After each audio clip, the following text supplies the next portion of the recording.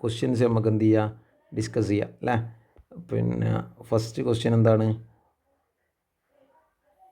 ഒരു 5 ഡിജിറ്റ് ഉണ്ട് അല്ലേ. 5384 എന്ന് പറഞ്ഞിട്ട് 5 ഡിജിറ്റുകൾ തന്നിട്ടുണ്ട്. ഇത് ഉപയോഗിച്ചിട്ട് സ്മോളസ്റ്റ് 5 ഡിജിറ്റ് നമ്പറാണ് ഫോം ചെയ്യേണ്ടത്. ചില ആൾക്കാർ എന്ത് ചെയ്തിട്ടുണ്ട്, 0 ഫ്രണ്ടിൽ എഴുതിയിട്ടുണ്ട്. അപ്പോൾ 0 ഫ്രണ്ടിൽ എഴുതി എന്ത് ചെയ്യൂല, വെറും ഇത് 4 ഡിജിറ്റ് നമ്പർ മാത്രമായി പോകും. അപ്പോൾ ഇത് വരില്ല. പല ആൾക്കാർ എന്ത് ചെയ്തിട്ടുണ്ട്, ഇത് എഴുതിയിട്ടുണ്ട്. അപ്പോൾ എന്ത് ചെയ്യുക, ഫസ്റ്റ് ഇപ്പോൾ ഏറ്റവും സ്മോളസ്റ്റ് ഇപ്പോൾ പിന്നെ 0 കഴിഞ്ഞാൽ 3 അല്ലേ. 3 എഴുതിയിട്ട് ഒരു 0 ഇട്ടിട്ട് എന്ത് ചെയ്യുക, നമുക്ക് പിന്നെ അങ്ങനെ ഫോം ചെയ്യാം. ഓക്കെ, അപ്പോൾ ഉത്തരം വരിക എന്ന് പറയുന്നത് ബി ആണ് ഉത്തരം വരിക. പിന്നെയോ, which of the following is the numeral four, അതായത് പിന്നെ വേർഡ് ടു നമ്പർ അല്ലെങ്കിൽ നമ്പർ ടു വേർഡൊക്കെ നമ്മൾ എന്ത് ചെയ്തിട്ടുണ്ട്, പ്ലേസ് വാല്യൂ പഠിച്ച സമയത്ത് പഠിച്ചിട്ടുണ്ട് അല്ലേ. 1s 10s 100 1000 10,000 1 lakh 10 lakh അങ്ങനെ പോകുന്ന നമ്മൾ പഠിച്ചിട്ടുണ്ട്. അപ്പോൾ നമ്മൾ പിന്നെ ഇതിൻ്റെ ഉത്തരം വരുന്നത് ഏതാണ്, ഡി ആണ് ഉത്തരം വരുന്നത്. ഓക്കെ, 45 crore പിന്നെ 32 lakh 564. കുറച്ച് ആൾക്കാർ തെറ്റിച്ചിട്ടുണ്ട്, കുഴപ്പമില്ല. പിന്നെ ഇത് ആഴ്ചക്ക് തിങ്കളാഴ്ച ഒരു എക്സാം വരും, അതിൻ്റെ ഒരു മോഡൽ എക്സാം ഉണ്ടാവും. ഓക്കെ, ഇത് 6ാം ക്ലാസ്സിലും 3ാം ക്ലാസ്സിലും മാത്രം ഉള്ളതാണ്. ജസ്റ്റ് ഒന്ന് നോക്കുക. പിന്നെ അടുത്ത തേർഡ് ക്വസ്റ്റ്യൻ എന്ന് പറയുന്നത് പിന്നെ 1 സാരി കോസ്റ്റ് 425 rupees, അതായത് ഒരു സാരിക്ക് 425 രൂപയാണ്. അങ്ങനെയാണെങ്കിൽ 25 സച്ച് സാരികൾക്ക് എത്ര വരും എന്നുള്ളതാണ്. അപ്പോൾ 425 ഗുണിക്കണം 25. അപ്പോൾ അതിൻ്റെ ഉത്തരം വരുന്നത് എത്രയാണ്, ഉത്തരം എ ആണ്. അത് കുറച്ച് ആൾക്കാരൊക്കെ ശരിയാക്കിയിട്ടുണ്ട്, മാക്സിമം ആൾക്കാർ ശരിയാക്കിയിട്ടുണ്ട്, കുറച്ച് ആൾക്കാർ തെറ്റിച്ചിട്ടുള്ളൂ, കുഴപ്പമില്ല. പിന്നെ അടുത്തത്, which is the next number in following pattern. ഈ ഒരു പാറ്റേൺ കൊടുത്തിട്ടുണ്ട്. 1 2 ആയി, അടുത്തത് 6 ആണ്, പിന്നെ 24 എന്ത് ചെയ്ത് 120 ആയി. അപ്പോൾ നമ്മളിത് ജസ്റ്റ് ഒന്ന് നോക്കുകയാണെങ്കിൽ നമുക്ക് എന്ത് മനസ്സിലാവുമെന്ന് പറഞ്ഞാൽ, 2ൻ്റെ കൂടെ 1ൻ്റെ കൂടെ പിന്നെ എന്ത് ചെയ്തു, 2നെ മൾട്ടിപ്ലൈ ചെയ്തപ്പോൾ 2 കിട്ടി. ഇനി അടുത്തത് 2ൻ്റെ കൂടെ പിന്നെ 3 മൾട്ടിപ്ലൈ ചെയ്തപ്പോൾ 6 കിട്ടി. ഇനി 6ൻ്റെ കൂടെ എത്ര മൾട്ടിപ്ലൈ ചെയ്ത്, 4 മൾട്ടിപ്ലൈ ചെയ്തപ്പോൾ 24 കിട്ടി. 24ൻ്റെ കൂടെ നമ്മൾ 5 മൾട്ടിപ്ലൈ ചെയ്തപ്പോൾ എത്ര കിട്ടി, നമുക്ക് 120 കിട്ടി. അങ്ങനെയാണെങ്കിൽ അടുത്ത ടേം എത്രയാണെന്നുള്ളതാണ് ചോദ്യം. അപ്പോൾ 120ൻ്റെ കൂടെ എത്രയാണ് ഗുണിക്കേണ്ടത്, മൾട്ടിപ്ലൈ ചെയ്യേണ്ടത് 6 ആണ്. അപ്പോൾ 6 മൾട്ടിപ്ലൈ ചെയ്താൽ നമുക്ക് എത്ര കിട്ടും, 600 120 720 നമുക്ക് കിട്ടും. ഓക്കെ, ഇനി അടുത്തത് പിന്നെ റെക്റ്റാങ്കിളുമായിട്ട് ബന്ധമില്ലാത്തൊരു സ്റ്റേറ്റ്മെൻറ്റ്, 4 സ്റ്റേറ്റ്മെൻറ്റ് തന്നിട്ടുണ്ട്. നമുക്കറിയാം, ഒരു റെക്റ്റാങ്കിൾ വരച്ച് നോക്കാം അല്ലേ. ഒരു റെക്റ്റാങ്കിൾ വരച്ച്, റെക്റ്റാങ്കിളിൻ്റെ പിന്നെ ഓൾ സൈഡ്സ് ആർ ഈക്വൽ ആണോ, അല്ലല്ലോ, തെറ്റാണ്. പിന്നെയോ all the corners are right angle. അതിപ്പോൾ സ്ക്വയറിലായാലും റെക്റ്റാങ്കിളായാലും എന്ത് ചെയ്ത് കോർണറിൽ വരുന്ന ആംഗിളുകൾ 90 ഡിഗ്രിയാണ്, റൈറ്റ് ആംഗിളാണെന്ന് നമുക്കറിയാം വട്ടത്ത്. പിന്നെ opposite sides are equal. Okay, opposite sides ഈക്വലാണ് അല്ലേ. പിന്നെയോ ഇതിങ്ങനെ ഡയഗനായിട്ട് കട്ട് ചെയ്യുമ്പോൾ 2 ട്രയാങ്കിൾ ഫോം ചെയ്യുന്നുണ്ട്, സെയിം സൈസ് ആയിരിക്കും. ആയിക്കോട്ടെ, ഇതിലൂടെ ഒരു ഡയഗനൽ പോയാൽ 2 ട്രയാങ്കിൾ കിട്ടും. പിന്നെ 5ാമത്തെ ചോദ്യം, ഇതിൻ്റെ ഉത്തരം അപ്പോൾ ഏതാണ്, റെക്റ്റാങ്കിളുമായി ബന്ധമില്ലാത്തൊരു സെൻറ്റൻസ് സ്റ്റേറ്റ്മെൻറ്റ് എന്ന് പറയുന്നത് 2ാമത്തെയാണ്. ഇത് പിന്നെ സ്ക്വയറിൻ്റെ സ്റ്റേറ്റ്മെൻറ്റാണ് അല്ലേ. സ്ക്വയറിൻ്റെ എല്ലാ സൈഡും എന്ത് ചെയ്ത് ഈക്വലാണ്. അത് ഏകദേശം എല്ലാവരും ശരിയാക്കിയിട്ടുണ്ട്. ഇനി അടുത്തത് ഇംഗ്ലീഷുമായി ബന്ധപ്പെട്ടിട്ടാണ്.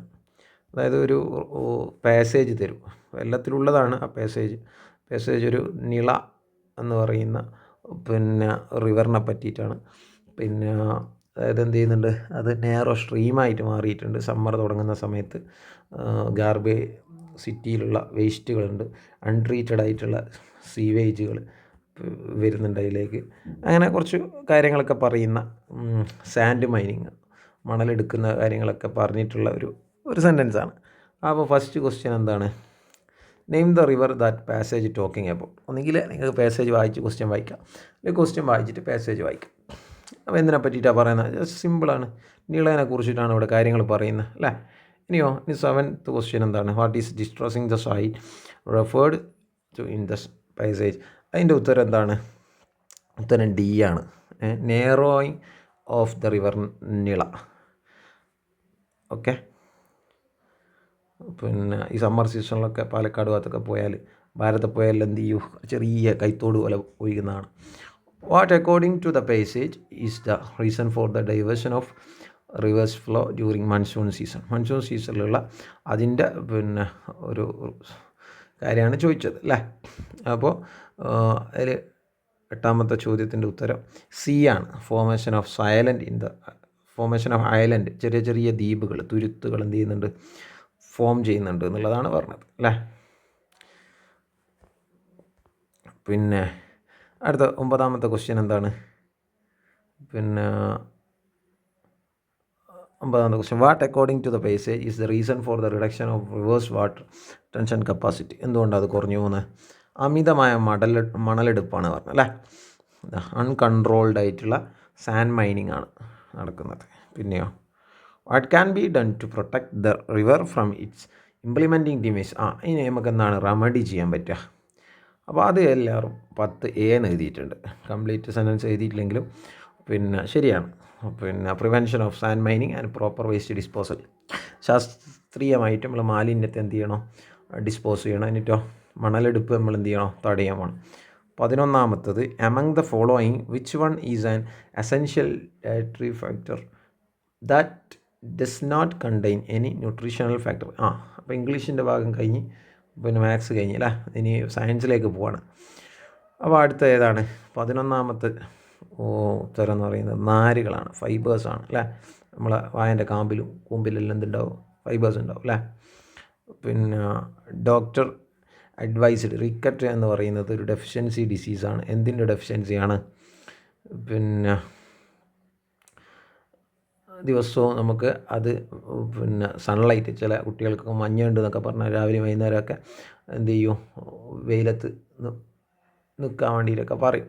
അപ്പോൾ നമുക്ക് സൂര്യനിൽ നിന്ന് നമുക്ക് എന്ത് കിട്ടും, സൂര്യപ്രകാശത്തിൽ നിന്ന് നമുക്ക് ശരീരത്തിൽ വിറ്റാമിൻ ഡി കിട്ടും. പിന്നെയോ 13ാമത്തെ ക്വസ്റ്റ്യൻ, അതായത് ഇത് പിന്നെ സിമ്പിളായിട്ടുള്ളൊരു സാധനമാണ്. ഇതിൻ്റെ ഉത്തരം എന്ന് പറയുന്നത് എ ആണ്.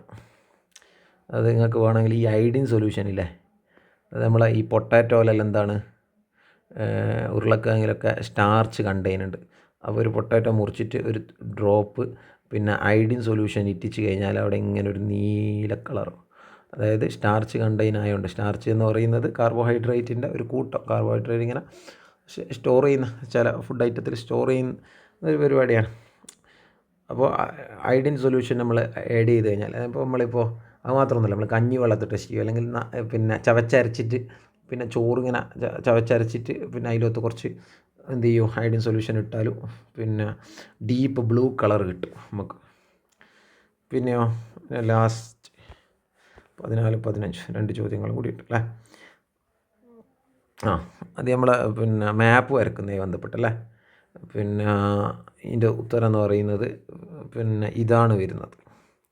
പിന്നെ നമ്മളിപ്പോൾ നേരോ ബ്രിഡ്ജ്, പിന്നെ റോഡ്, അങ്ങനത്തെ കുറേ സാധനങ്ങളൊക്കെ കണ്ടിട്ടുണ്ടാവും അല്ലേ. Ryan want to invite his friend to his home. He drew a map on a 4 sheet of a paper. Neighbourhood there is a railway line. ഒരു റെയിൽവേ ലൈൻ ഉണ്ട്. അപ്പോൾ which among the following simple he use to represent it? നിങ്ങൾ പിന്നെ ഈ ഒരു ഇങ്ങനത്തെ ഒരു signal ബോർഡുകൾ ഉണ്ടാവില്ലേ, സ്കൂളുണ്ട്, റെയിൽവേ ഉണ്ട്, ഗേറ്റ് ഉണ്ട് എന്നൊക്കെ പറഞ്ഞിട്ട് കണ്ടിട്ടുണ്ടാവില്ലേ. ഇതുപോലത്തെ ഒരു സിമ്പൽ കാണാം അല്ലേ.